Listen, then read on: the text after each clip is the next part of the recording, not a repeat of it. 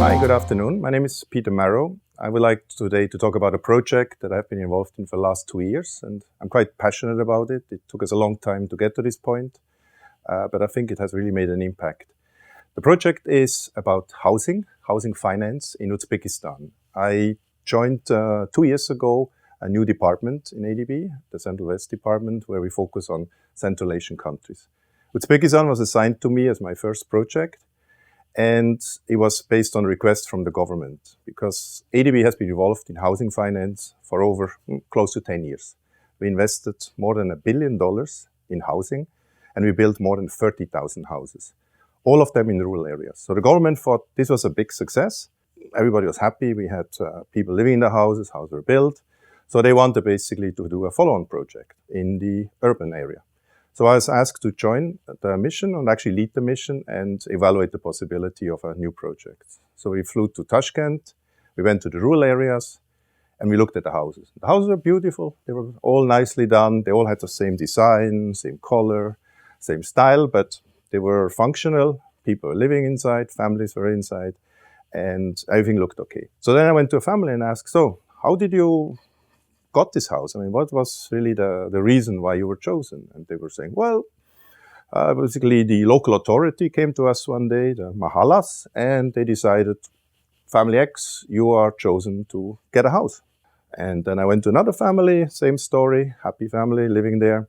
How did you get the house? Well, the local leader came to us one day and said, you are the chosen one. You are lucky to get the house. So then I was thinking, is this really the criteria that a house is being allocated to people? Shouldn't be there other criteria to do so?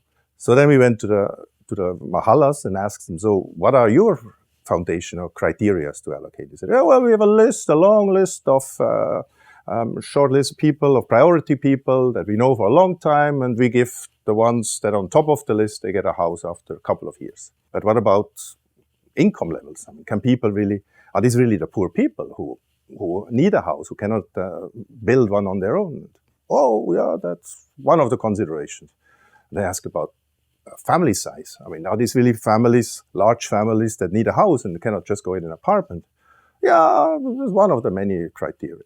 So we started to get a little bit worried because we started to think, well, the $1 billion from ADB was maybe not that efficiently being utilized. At least the houses were built, but it seemed that we were not really going to the people in need and the poor families. So then we went to the central government and we asked them, so can you give us information about these programs? How many programs do you have?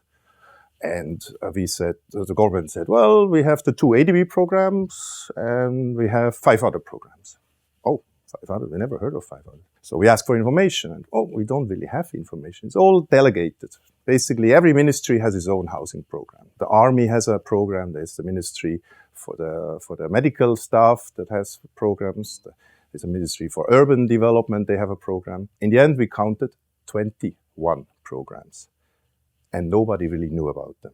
So we told the government, well, I think we have a problem here because there seems to be really a disconnect, A, between how you select the beneficiaries, and B, how you manage these programs. And we need to look into that more detail before we can design any new programs. Then I thought, let's go to the banks and see what is the private sector doing. So we visited one of the banks, had a shiny, nice foyer like every bank has, with brochures, with all their products. Not a single brochure on mortgage finance.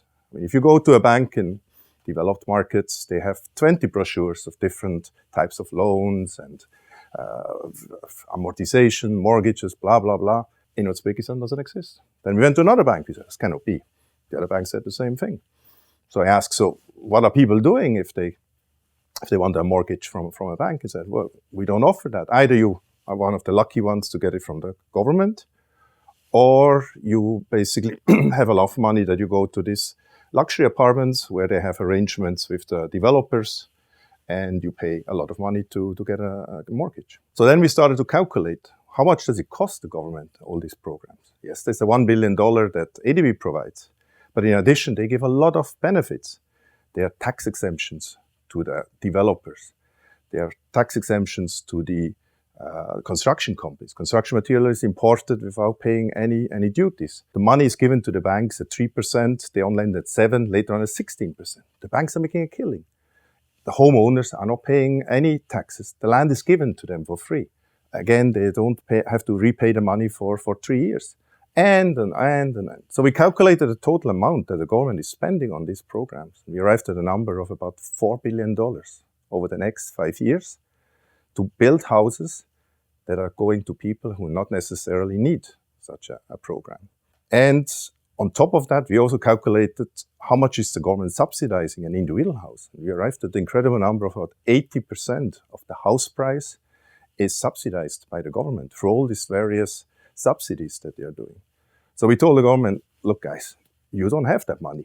And even if you have it, it's kind of wasted because you need to bring in the private sector. You need to mobilize money from the commercial banks. And that's how it works in the Western world. And you need to streamline your own programs. So we came to a solution where we developed what we call a sector development program. And sector development program normally is to combine a policy loan, where we look at the policy issues, like all the subsidies that they're providing, together with a project loan. In this case, I think it's the first time in ADB, we use a financial intermediary loan to develop a completely new financial institution. And the purpose of that institution is to provide the banks with long-term money.